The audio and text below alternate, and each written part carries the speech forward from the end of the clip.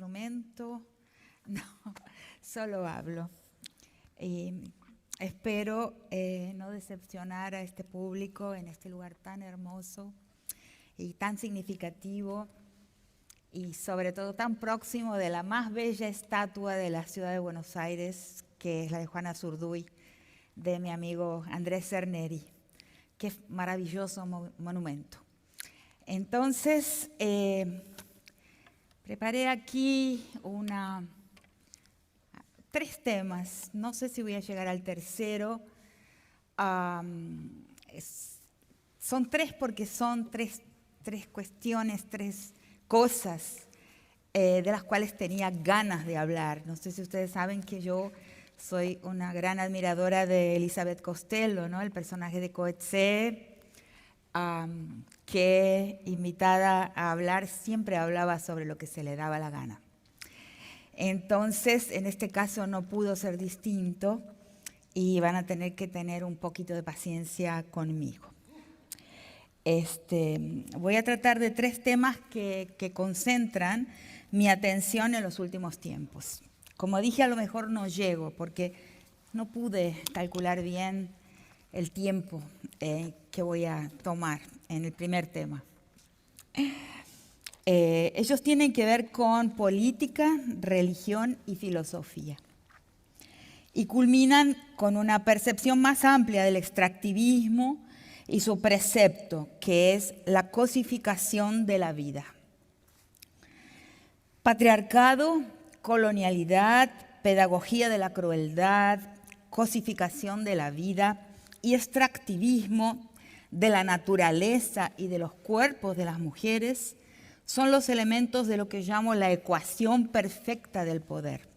Ellos están articulados y encadenados en una red, en una ecuación que cuando la entendemos, yo creo que entendemos diversos aspectos muy importantes de la realidad.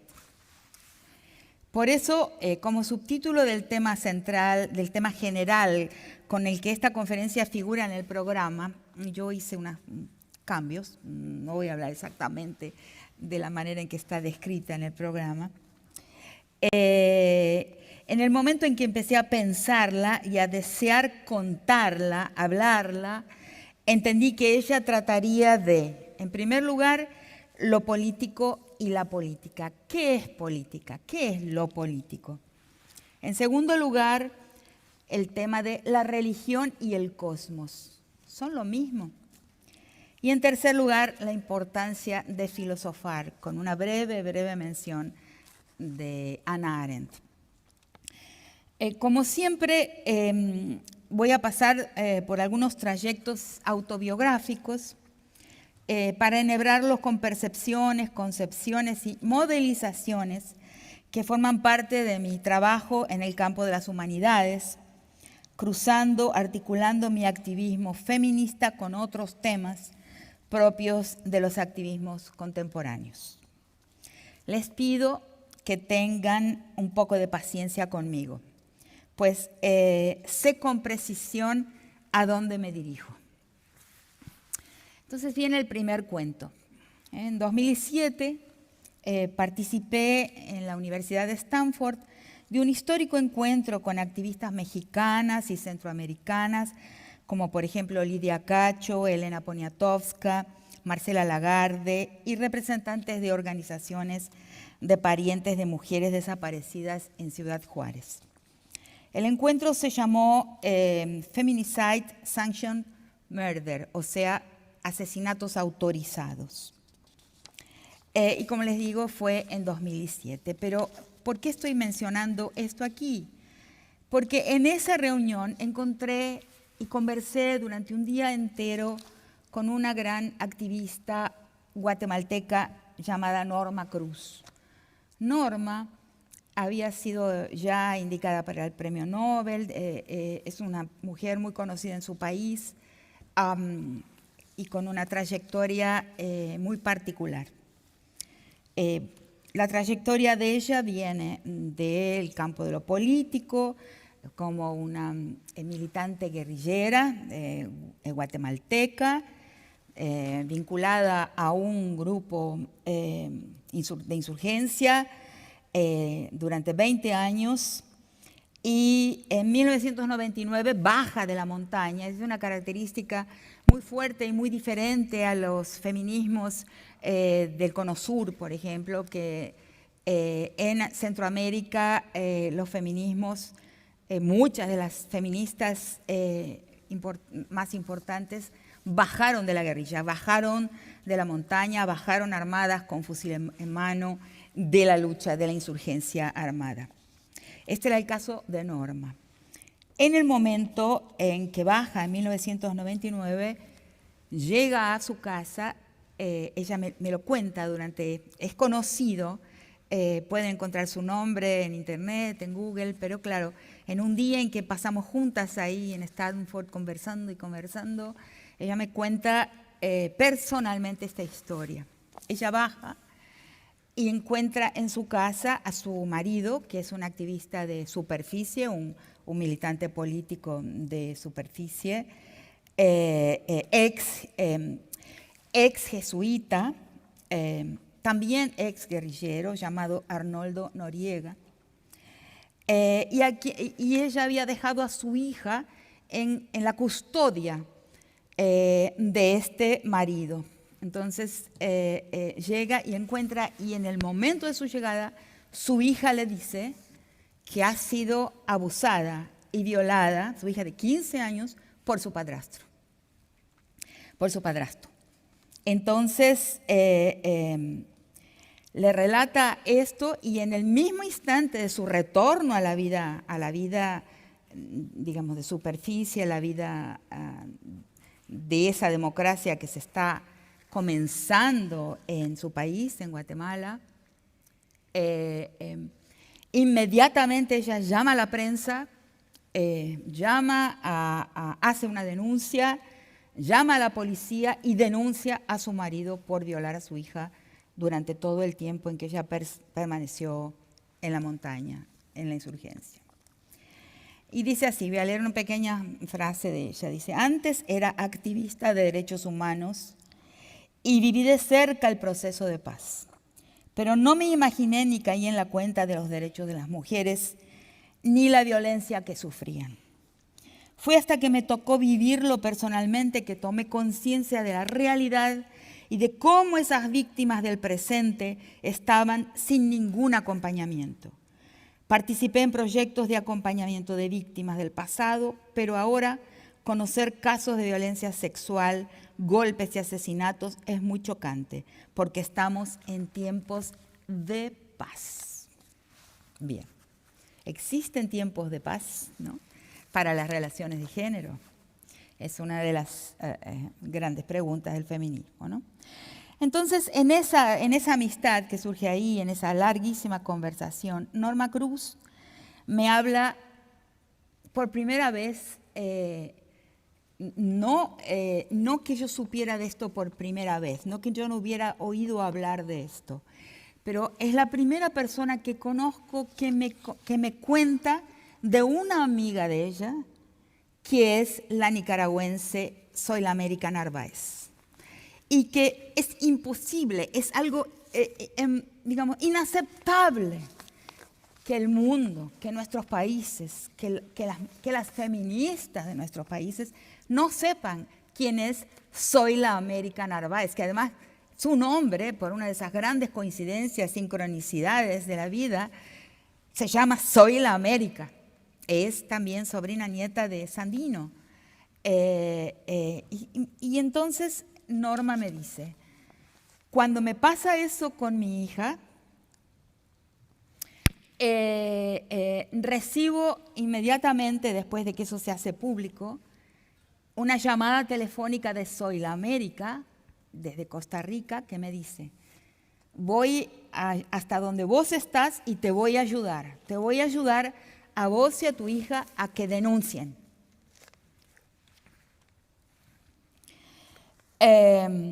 Y llega y conviven, se queda más de un mes con ellas, dándole apoyo en esta situación tan complicada. Alguna vez, 10 años antes, una entera década antes, yo había oído mencionar esta historia de Soy la América, pero me había negado a leer la carta testimonio que Soy la América había divulgado en 1998 y tardé una década en aceptar leerla. Tal era mi lealtad a los ideales revolucionarios, que me negaba, con la excusa de siempre, a enfrentarme con la verdad del tema que me he decidido a traer ante ustedes hoy.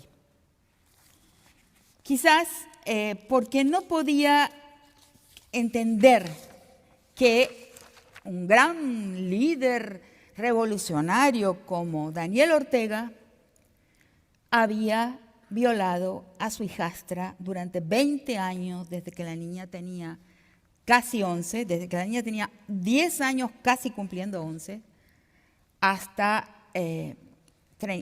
los 30 años. Eso, con mi formación, con lo que caracterizó a mi generación, a las personas de mi generación que estuvieron dentro del campo crítico, no me parecía posible que un héroe de la insurgencia, de un héroe sandinista, de la gran guerra, batalla y victoria sandinista, hubiera podido ser el practicante de gestos tan innobles en su vida íntima y particular.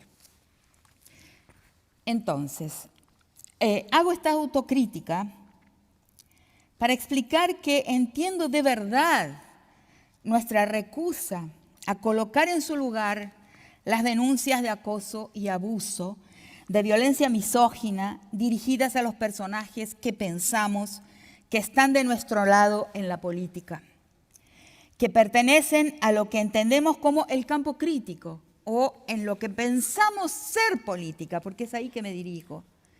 ¿Qué es lo político? Y ese es mi tema hoy aquí. Mi tema aquí no es otro que ese mismo. El 19 de julio de 1980, en el primer aniversario de la victoria sandinista, me encontraba yo en Nicaragua, estuve ahí, en el primer aniversario, la gran fiesta, enviada por el programa de cooperación de la Venezuela de Carlos Andrés Pérez, el presidente ADECO, del Partido de Acción Democrática, de centroizquierda nacionalista de Venezuela, que apoyó la insurgencia sandinista. Y ahí me envió en mi institución para formar a aquellos jóvenes que iban a trabajar en las casas de cultura, que eran algo así como una réplica de las casas de cultura en Cuba. Entonces, es memorable el discurso del comandante Daniel Ortega el 19 de julio de 1980, en el primer aniversario de la victoria sandinista. Hay fotos, ¿no?, de él discursando. Cuando lo pronunció, ya hacía 2 años que violaba a su entenada y luego hija adoptiva, Soy la América Narváez. El nombre de Soy la América, lo dice todo. Daniel Ortega había sido una víctima del somocismo, un luchador, un insurgente, claramente un guerrillero. Fue preso durante 7 años, fue torturado severamente y fue rescatado por un cambio después de que la guerrilla sandinista consiguió capturar efectivos somocistas y los intercambió y Ortega pudo volver a su país.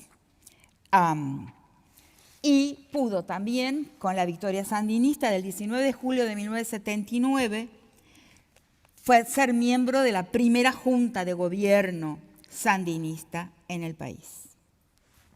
Bien, esto es un paradigma, es una estructura de la cual nosotros tenemos que tomar conocimiento, porque no es solamente el caso de una persona y otra, es realmente una estructura, como dije, y un paradigma. Les voy a leer entonces algunos pequeños fragmentos de la carta que Soy la América finalmente publica en mayo de 1998. Como les digo, yo vengo a leer esta carta casi finalizando el 2007, en que acepto un día sentarme en mi computadora y colocar en el buscador, en el navegador, carta de Sol América Narváez, y aparece este documento 10 años más tarde, 10 años después del momento en que debería haberlo leído, por cobardía o por quizás no ser capaz de entender cómo sería posible una cosa así. Entonces, son algunos fragmentitos que seleccioné, no son los más dolorosos. Tuve miedo ayer anoche al seleccionarlos, porque tuve miedo de sufrir, porque me produjo intenso sufrimiento al leer este documento y no quería enfrentarme nuevamente con él. Entonces son leves, son del comienzo y un parrafito del final, pero ustedes tienen obligación de buscar esta carta y leerla. Duele. Mis progenitores son Jorge Narváez Parajón, fallecido, y Rosario Murillo Zambrano. Nací el 13 de noviembre de 1967. Afirmo que fui acosada y abusada sexualmente por Daniel Ortega Saavedra desde la edad de 11 años, manteniéndose estas acciones por casi 20 años de mi vida. La luz que busco está en la verdad y en la valentía de reconocerla, la vida que se me impuso y ponerle frente en alto, pese al dolor, para decirle al mundo que sobrevivir así ha significado un tortuoso camino que aún no termina. He tenido que sumergirme en lo más hondo de mis fragilidades y secuelas para adquirir fortaleza y la inspiración que necesito para enfrentar mi realidad y abrir nuevos capítulos de mi existencia. Existencia que en el pasado tuvo un alma profundamente quebrantada, pero resistente a la muerte. Fui sometida a una prisión desde la propia casa donde reside la familia Ortega Murillo, a un régimen de cautiverio, persecución, espionaje y acecho con la finalidad de lacerar mi cuerpo e integridad moral y psíquica. Mi silencio fue la expresión de un ambiente propio de la clandestinidad y la aplicación de una férrea secretividad. Daniel Ortega, desde el poder, sus aparatos de seguridad y recursos disponibles, se aseguró durante 2 décadas a una víctima sometida a sus designios y voluntad individual. Fui sometida a una prisión desde la propia casa donde reside la familia Ortega Murillo, a un régimen de cautiverio, persecución, espionaje y acecho con la finalidad de lacerar mi cuerpo e integridad moral y psíquica. Mi silencio fue la expresión de un ambiente propio de la clandestinidad y la aplicación de una férrea secretividad. Daniel Ortega, desde el poder, sus aparatos de seguridad y recursos disponibles, se aseguró siempre durante 2 décadas a una víctima sometida a sus designios y voluntad individual. Se duplicó este párrafo. Fue en este país y en los primeros meses que él se vinculó a nosotros, que comenzó su acoso con bromas y sugerencias de juegos malintencionados en los que me manoseaba y obligaba a tocar su cuerpo. Luego, cuando el tiempo fue avanzando y se me presentaron las primeras manifestaciones de menstruación, decía: vos ya estás lista, sin que interviniera confianza ni relación de afecto alguno. Después me asaltaba sorpresivamente en lugares oscuros para tocarme y durante mis baños me espiaba por encima de la cortina, escondiendo mi ropa interior y bromeando con ellas. Algunas veces llegó a hacerlo en público. En muchas otras ocasiones amenazó con penetrar al baño, estando yo adentro, advirtiéndome de que probaría lo que era bueno. Y por ahí siguen, esto es lo más liviano de las 34 páginas que componen esta declaración y este testimonio. Son 34 páginas de infierno, 20 años de sujeción sexual y de todos los tipos.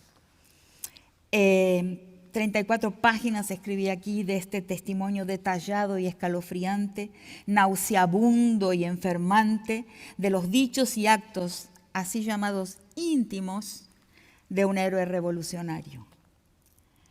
Cuando finalmente Soy la América la publica, tiene 31 años. Y va concluyendo así. Hoy digo con mucha convicción que no puede llamarse amor al acoso de un hombre de 34 años sobre una niña de 11. No puede llamarse amor a la violación consumada en el acto y prácticas sexuales degradantes. No puede llamarse amor al acecho, a la persecución, al aislamiento, al espionaje, a la manipulación y al chantaje afectivo y político. Eso no puede tener otro nombre que abuso de poder. Perfecto. Basado en el sentimiento psicológico que inmoviliza al ser humano. Y hace notar, mis terapeutas no me recomendaron la medida de hacer una denuncia pública, sino que la emprendí sin el acompañamiento de las mismas. Por la envergadura del caso, debía ser yo misma la dueña absoluta de mi decisión final. Cuando, al retornar de mi encuentro con Norma Cruz, que me habla de su amiga Soy la América, finalmente cobré coraje y busqué la carta de Soy la América en internet, sentí que mi visión de mundo, mis certezas y, por así decirlo, algunas facetas de mi fe se tambaleaban. Habían pasado casi 10 años de su publicación y yo le había dado la espalda. También sentí vergüenza, quizás culpa también. Entonces, hablar de esto es muy importante. He comunicado a varias amigas nicaragüenses que tengo y amigos que iba a mencionar el tema de Ortega y Soy la América y me lo agradecieron. No se entiende por qué no circula, no se entiende por qué un país como el nuestro, con un feminismo tan activo, tan importante, no abre los brazos para recibir esta denuncia. Hay que entender por qué, ¿no?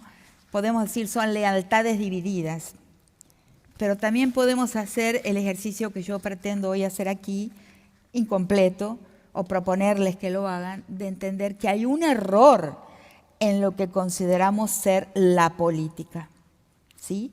Y es posiblemente por ese error que nuestras revoluciones, aquellas revoluciones en las que tanto creímos, no llegan a destino. O sea, todas hasta hoy, Cuba, Nicaragua, Venezuela, mueren en la playa.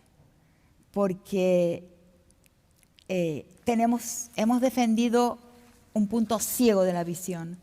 Y ese punto ciego de la visión es el punto que un feminismo realmente revolucionario, que pretende reorientar la historia hacia un futuro más benigno para más gente, que pretende desbarrancar la desigualdad, que pretende acabar con un mundo estructurado por el poder, porque el patriarcado es la primera forma de poder que va a replicarse. No un feminismo de izquierda y de derecha, ¿no?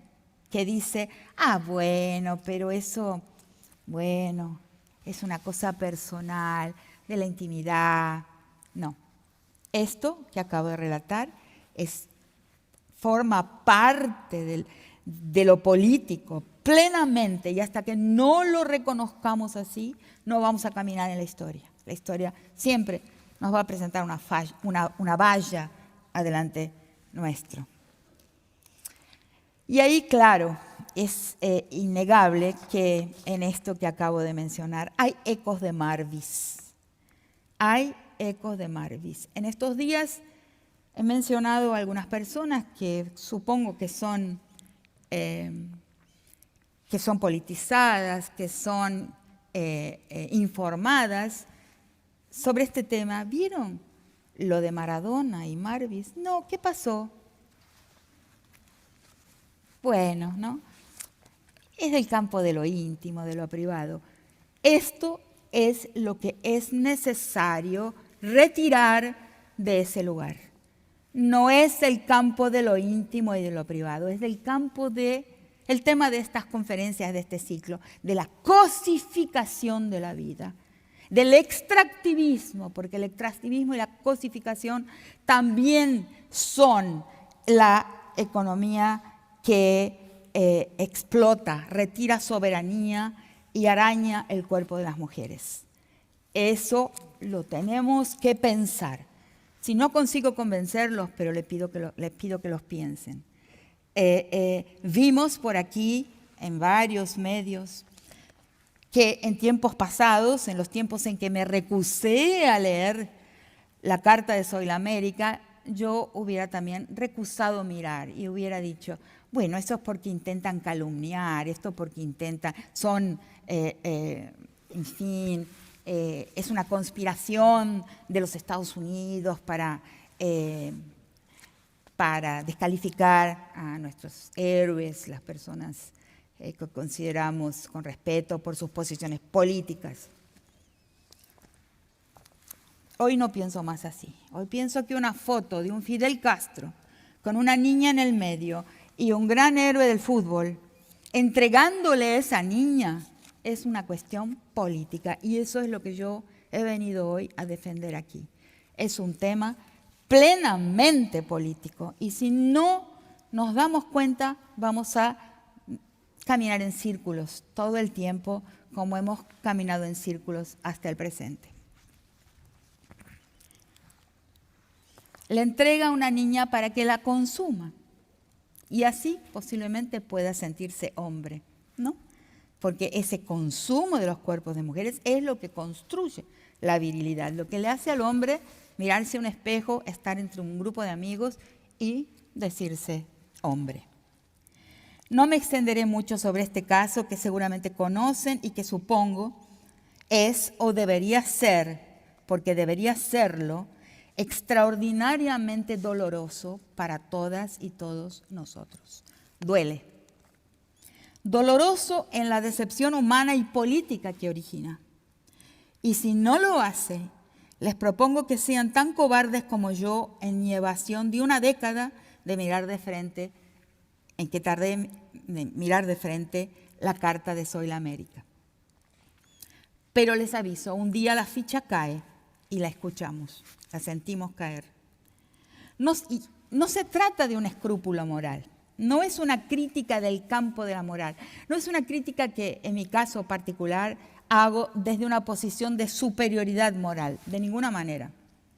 Por ejemplo, en el caso de los candidatos eliminados de elecciones en los Estados Unidos porque son adúlteros o porque tienen una relación extraconyugal, no es por ahí, no es un tema moral. Es un tema ético-político. Lo moral es una cosa, es la lista de costumbres, ¿no? El catálogo de costumbres que una sociedad, una civilización afirma tener que observar, tener que obedecer. La ética y la política son otra cosa. Tengo un texto antiguo ya que se llama Antropología y Derechos Humanos, el papel de la ética en la expansión de los derechos universales, en el que hablo de dos éticas, la ética insatisfecha y la ética conformista, reproductora de lo que existe. La ética insatisfecha siempre es una ética que mira y se inspira en el rostro del otro. Ese texto tiene una inspiración levinasiana. La sensibilidad ética es el material del que está hecha nuestra piel política. Por eso, entre otras cosas, maternar es político, porque formatea la piel ética, la sensibilidad ética de nuestros hijos. Entonces tenemos, como he hablado en otras oportunidades, dos grandes proyectos históricos sobre la faz del planeta. Uno es el proyecto histórico de las cosas y el otro es el proyecto histórico de los vínculos. Cuando convivimos, yo soy antropóloga, con sociedades que tienen estructura comunal, vemos muchas veces cómo gastan recursos en la fiesta, en mantener los vínculos, en mantenerlos vivos, en practicarlos. Y vemos también en nuestro mundo, en la urbe moderna, en la cosmopolita, vemos cómo muchos de nosotros gasta vínculos, pierde vínculos por adquirir cosas. Son proyectos encontrados, son proyectos en tensión y todos y todas nosotros vivimos y nosotras con un pie en cada uno, en el proyecto histórico de la adquisición y del consumo y en el proyecto histórico de la vincularidad. Están en conflicto y nosotros los vivimos en conflicto y caminamos por los dos caminos, aunque llega un día en que la guillotina cae, como es una frase de Zizek muy interesante sobre otro tema, en que la guillotina cae, un día en que la decisión hay que tomar. ¿En dónde gastaré? ¿Gastaré cosas en los vínculos o gastaré vínculos en las cosas? Pero entonces, en el proyecto histórico de las cosas, el sujeto que está plenamente ahí acaba cosificado también.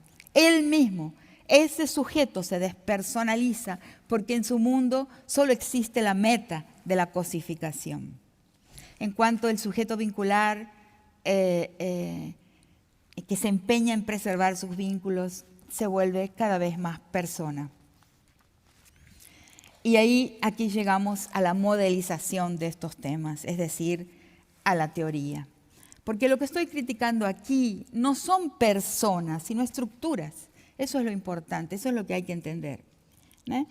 Es la estructura de un mundo y muy especialmente la estructura de la política, lo que estoy criticando en este intento difícil para mí, incómodo. Me siento incómoda, no es fácil para mí exponerme. Mucha gente me lo advirtió, no, pero lo siento necesario y es lo que tengo ganas de decir, porque creo indispensable que tomemos conciencia de que existe un error en la estructura de lo político. Y ese error es donde radica realmente el binarismo, porque inclusive dentro del feminismo, de las filas del feminismo, muchas veces pensamos que el binarismo es hombre-mujer, masculino-femenino, pero no es eso. El binarismo es mucho más que eso y es una estructura de la cognición, es una estructura del espacio político también. Es una estructura de mundo y muy especialmente la estructura de la manera en que entendemos la política. El binarismo es cognitivo y afectivo y es distinto a la dualidad, ¿no? Eso lo he escrito en muchos textos en los mundos comunales y todavía en algunos espacios entre nosotros y nosotras en nuestros países de América Latina, todavía existe lo dual, ¿no? Lo dual es jerárquico, hombres, mujeres, espacio público, espacio doméstico, pero no es binario, porque el binarismo es una estructura del uno con sus otros, del uno, del sujeto universal y sus álteres, del uno y sus defectivos. El uno es el sujeto universal, ¿no? Aquel que va a enunciar los temas de interés general, ¿no? La política, la ciencia y tecnología, la economía, las relaciones internacionales.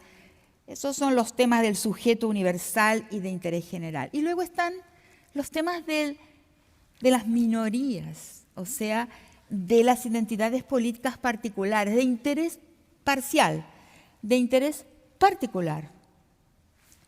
Las mujeres, incluyendo la violencia contra nosotras, los negros, los indios, en fin, las sexualidades divergentes, no normativas, y todo ese círculo de álteres o de defectivos del sujeto universal que llamamos minorías.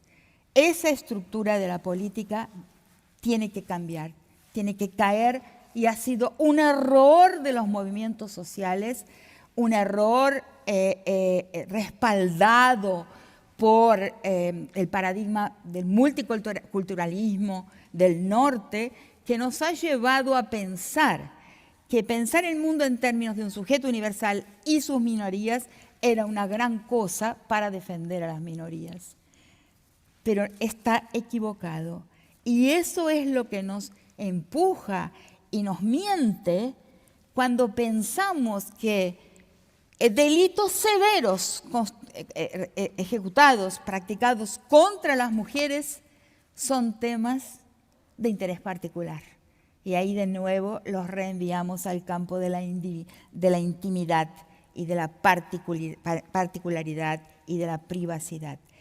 Eso domina nuestra comprensión de la política y es por eso que no podemos ver que determinados gestos malignos, depredadores, predatorios, extraccionistas, cosificadores y crueles sobre el cuerpo de las mujeres, en realidad son del campo de la política en el centro, o sea, en el centro de un ágora que es universal.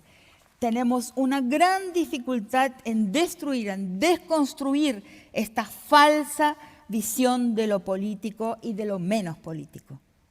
El tema de Soy la América, el tema de Marvis, tienen que ser temas introducidos y considerados como temas del escenario político en su plenitud. Y eso es lo que vengo justamente a hacer el esfuerzo y un poco incauto de proponerles. Entonces, ¿dónde radica el binarismo? En la estructura del mundo y muy especialmente en la estructura de la política. Es cognitivo y afectivo y es distinto a la dualidad.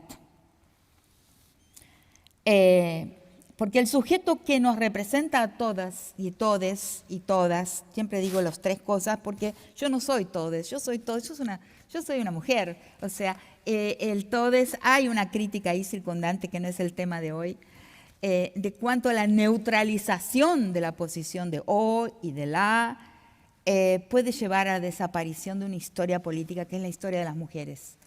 Es un tema en discusión, no he llegado a mi conclusión, pero siempre hablo de todos, todas y todes, o sea, y de todas las formas de deseo y sexualidad que habitan en el mundo y entre nosotros.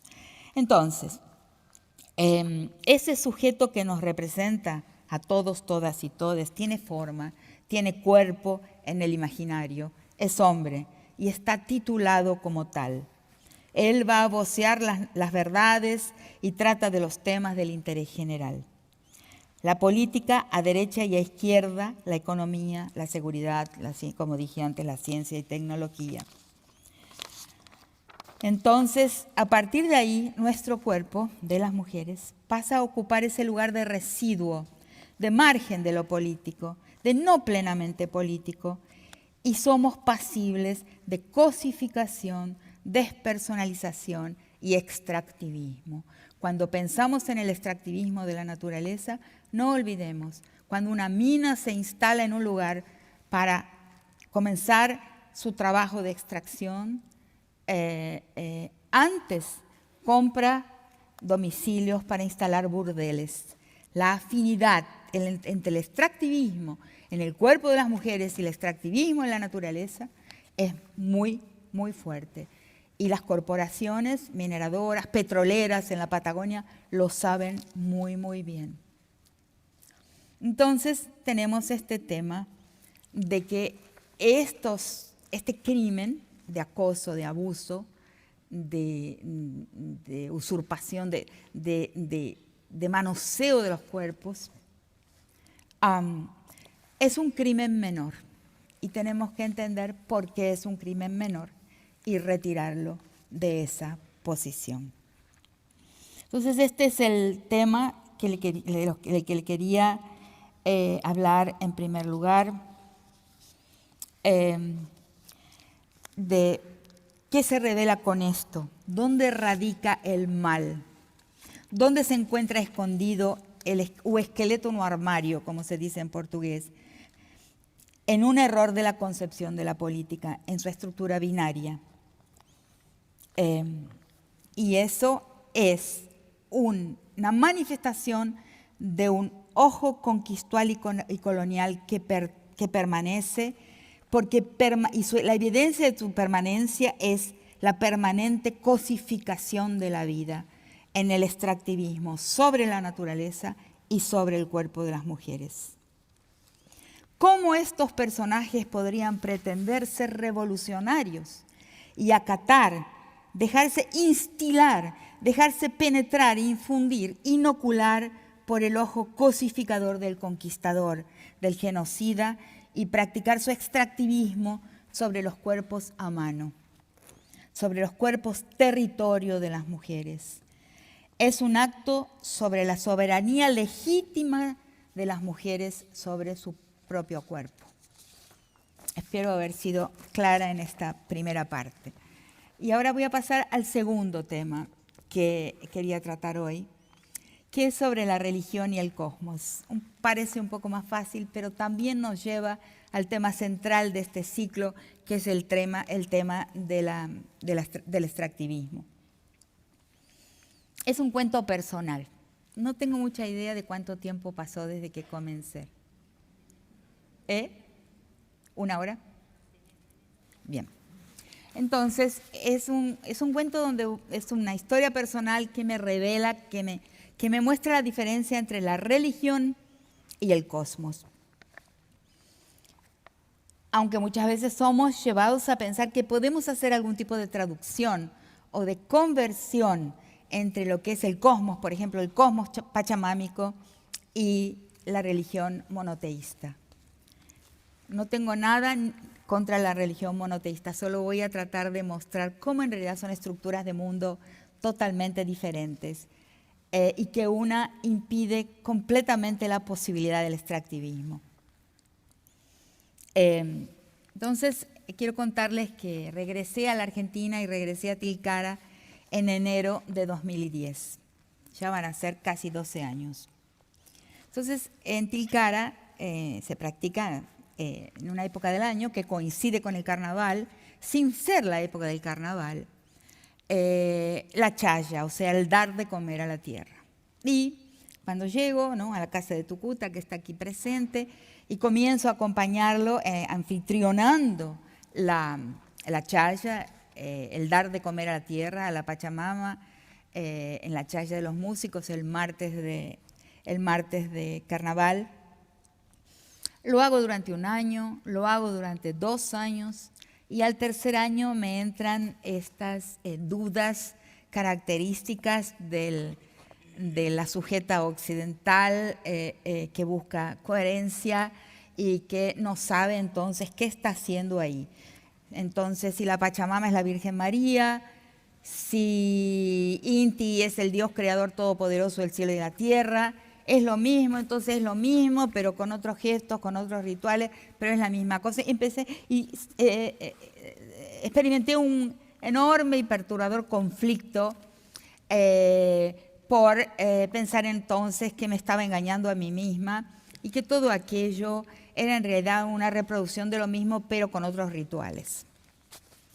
Entonces me sentí muy mal y decidí no participar más de aquel evento, de aquella fiesta, y tuve un sueño. Esta parte es un poco más agradable y divertida que la anterior. También la digo con más placer. Entonces, una noche de febrero del 2014, aquí anoté en 2013, me fui a dormir y en el medio de la madrugada me desperté con la respuesta a mi problema. En el sueño se me decía que los dos mundos eran totalmente distintos, porque la divinidad monoteísta, el sueño me lo dijo, es algo extraordinario, ¿no?, porque sola no hubiera sido capaz de pensarlo jamás. El sueño me dice, la divinidad monoteísta, Dios, todopoderoso, omnipotente, creador del cielo y de la tierra, tiene generación independiente. O sea, Él aparece en el mundo, aparece en la inmensidad, en el cielo, donde sea que lo queramos colocar, y crea todo lo demás. En el mundo pachamámico, lo que ocurre es algo totalmente diferente, porque lo que hay es una cogeneración de todos los elementos. O sea, en un momento surgen estos 4 elementos que toda persona que practica la chaya a la Pachamama en el mundo andino los va a mencionar siempre: tierra, aire, agua y el sol. Y esos 4 elementos ocurren, se generan simultáneamente en la creación del cosmos, por lo tanto no tienen una generación independiente como el Dios monoteísta, sino una gestación codependiente. Entonces cuando me despierto empiezo a pensar en estos 2 dichos de mi sueño, generación independiente, codependiente, claro, dan orígenes a mundos totalmente diferentes. Eso a pesar de los intentos de traducción, por ejemplo, por la Iglesia Católica que intenta hacer traspases buscando analogías y equivalencias entre los elementos de los 2 mundos, ¿no? Pero ¿qué significa que un Dios tiene una generación independiente? Que Él va a surgir. Y aunque el mundo se acabe, y aunque nunca nadie más se bautice ni tome la primera comunión, y aunque nunca nadie crea en Él, Él no va a ser destruido porque Él no tiene una relación de total reciprocidad con lo existente. Él necesita, pero es un Dios solo, es un Dios solitario. Seguí entonces en lo que el sueño me mostró y lo creo, tiene lógica para mí. Por el otro lado, elementos que se cogeneran en el cosmos simultáneamente, la tierra, el aire, el agua y el sol, tienen una relación de interdependencia y nos enseñan a un mundo de reciprocidad. O sea, como los fisiócratas decían mucho tiempo atrás, y no fue un camino que la historia siguió, infelizmente, optó el mundo, siguió por el camino del capitalismo, se impuso, pero los fisiócratas hablaban de una relación de reciprocidad con la tierra.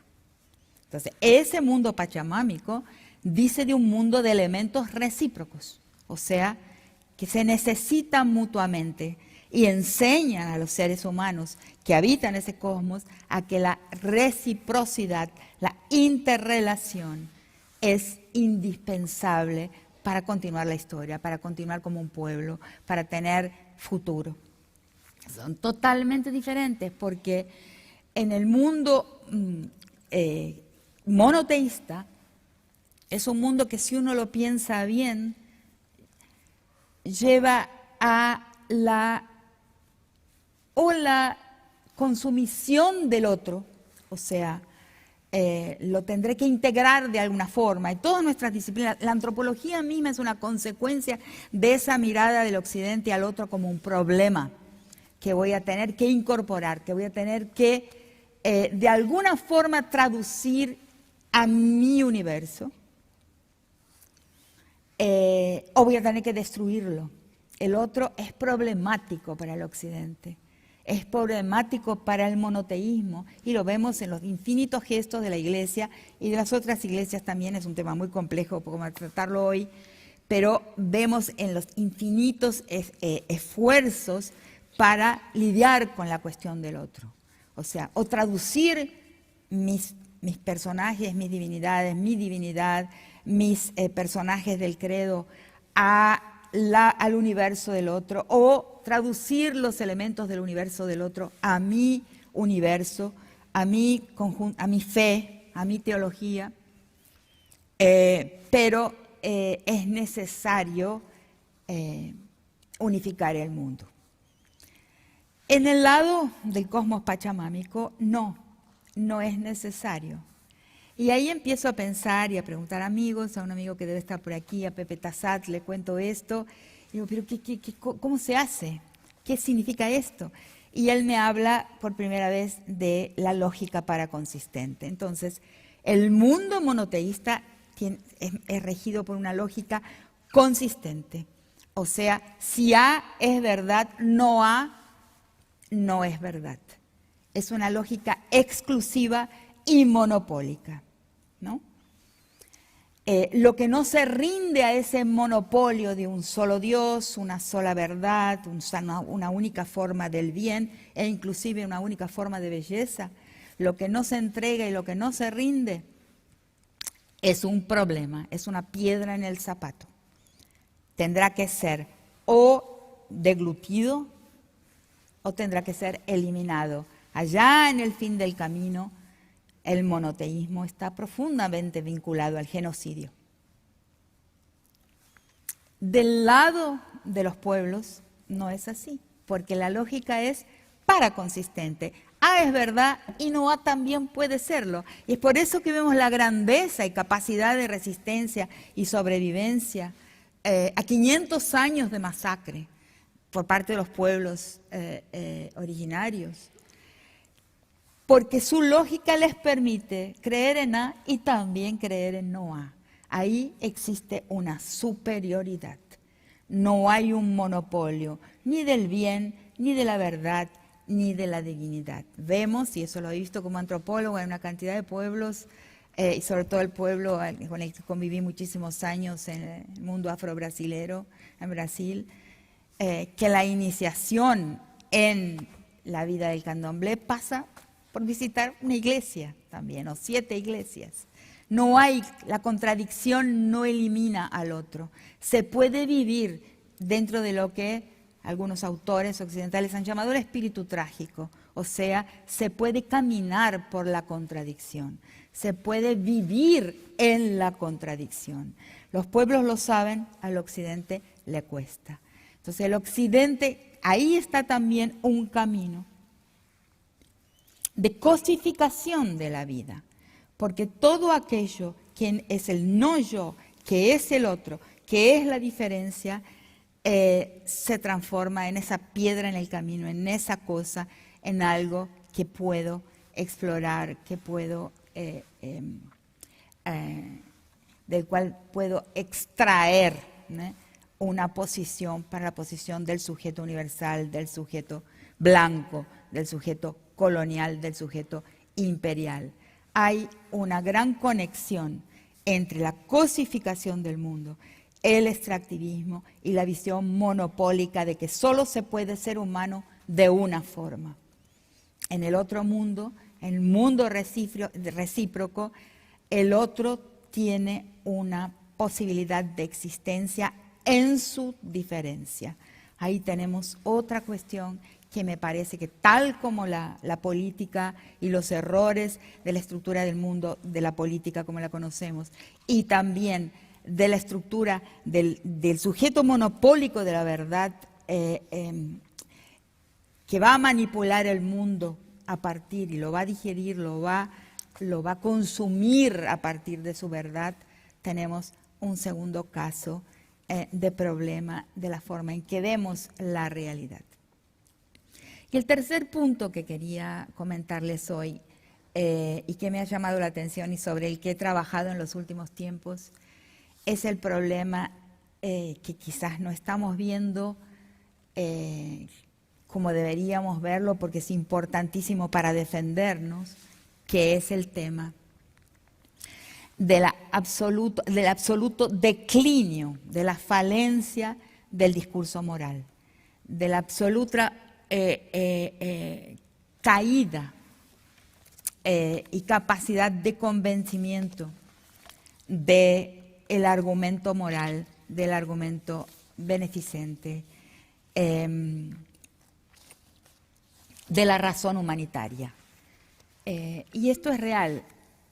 Y esto debemos entenderlo como un tiempo sorprendente, o sea, como una fase de la historia sorprendente y de retorno, ¿no?, a lo que Hannah Arendt localizó en los orígenes del totalitarismo.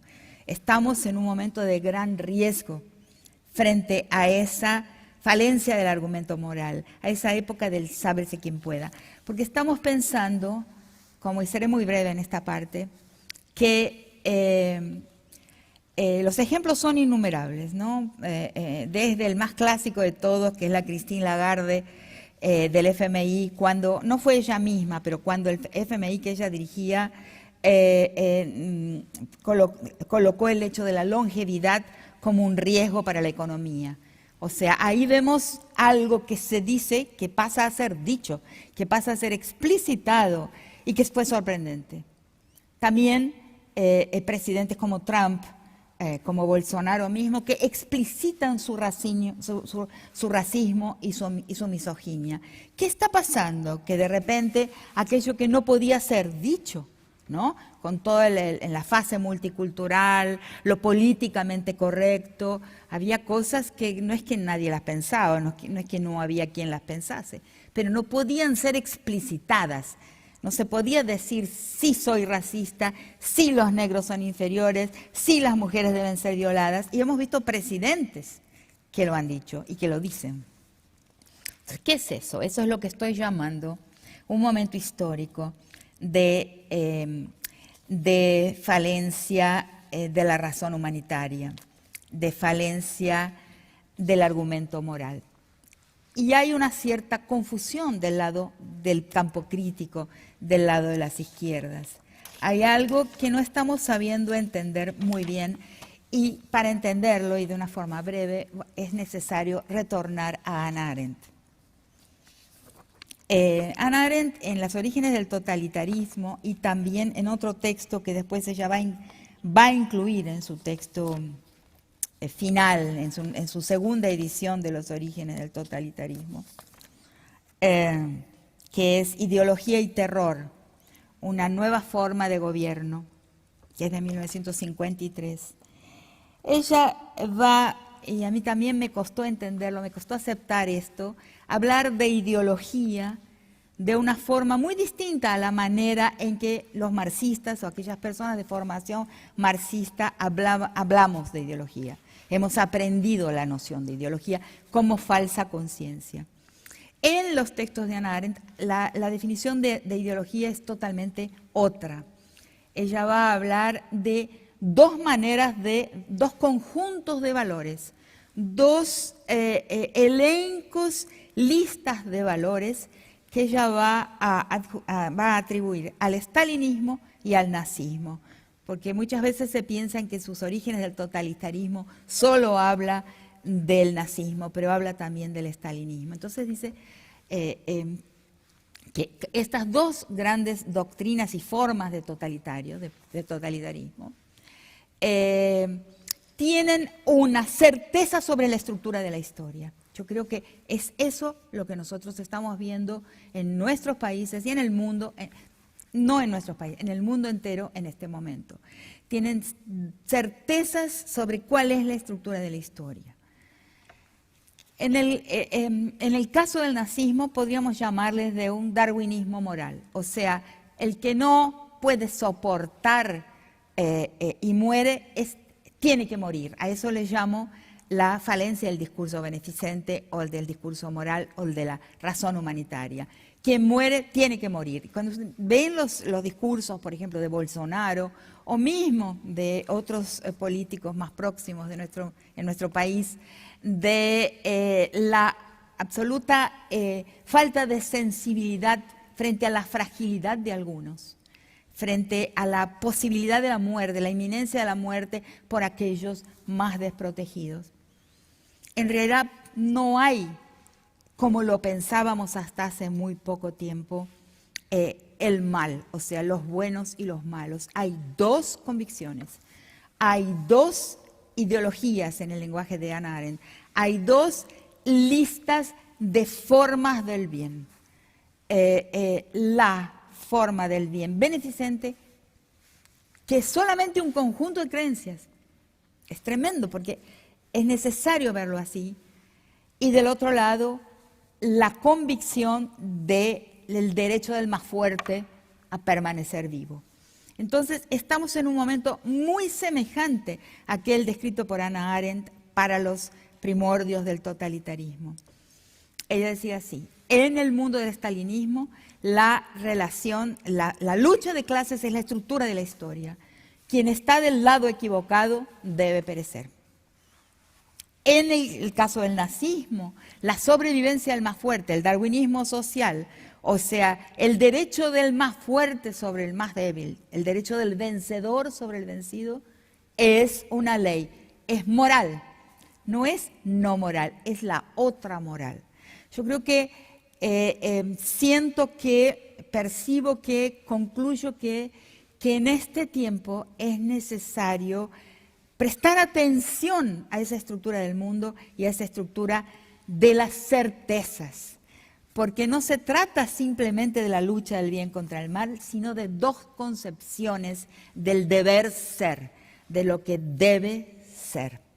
Entonces, esta es mi tercera parte y lo que quería colocarles en esta conferencia. Perdí bastante la noción del tiempo, no hay ningún reloj en donde pueda ver. No.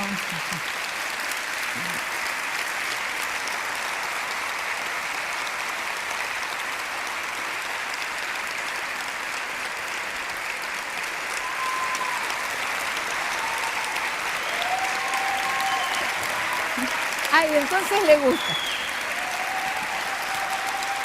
Entonces les gustó.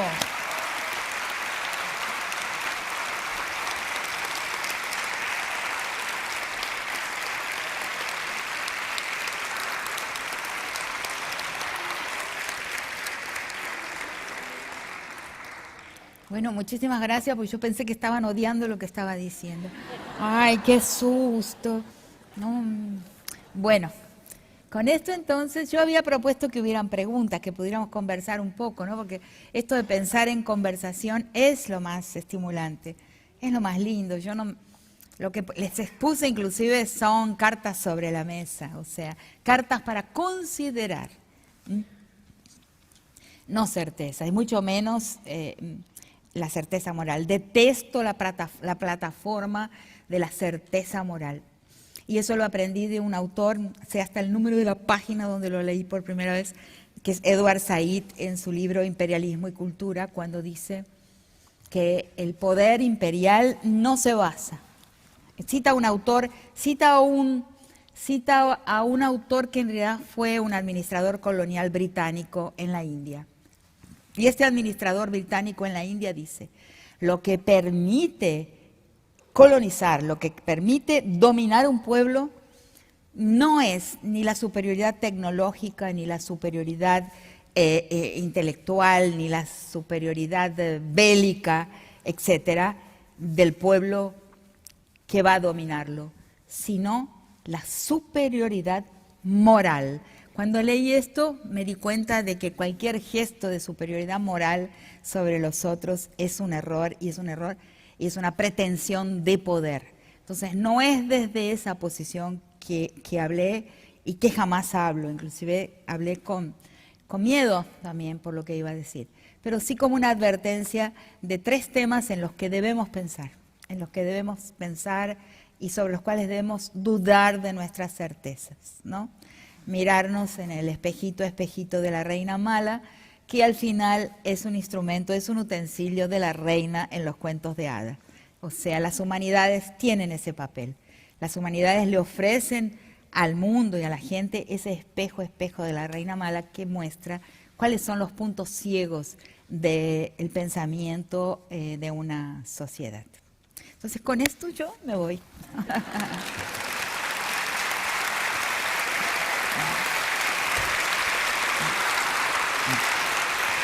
No me quiero caer al suelo. No me voy a caer, no voy a... Parece que les gustó, ¿no?